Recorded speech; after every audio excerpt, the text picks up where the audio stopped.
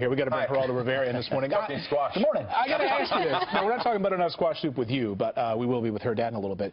Is there hypocrisy here? I mean, look, when President Obama normalizes relations with a communist country like Cuba, right, gets on the phone, and with the first international flight flying there last week, and then the president-elect is now being criticized for taking a call from a democracy, the president of a democratically elected government in Taiwan. Yeah, but I mean, I don't. Where was the outrage on the other side? Taiwan, which was the sole representative of China for decades in American policy, the island of Formosa off the Chinese coast where the nationalists fled when the communists took over. Pete knows the military history very well. At some point, Nixon went to China, big China, said, "You're the sole representative of the Chinese people." Taiwan then became kind of a political outlier, and our policy was to deal with China, the Republic of China.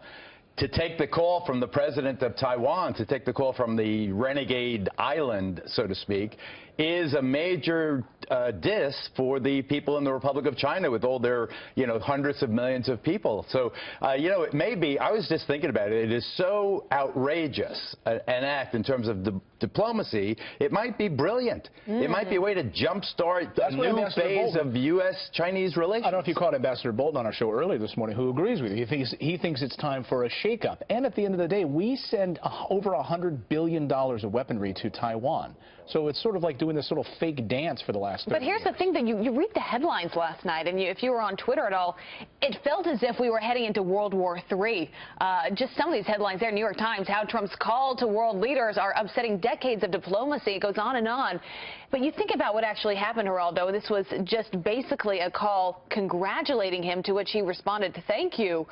You're wondering why there was so much outrage in that moment, not to mention he's not even sworn in yet. Well, I'll be curious, Abby, to see what your dad, the former ambassador, says about it.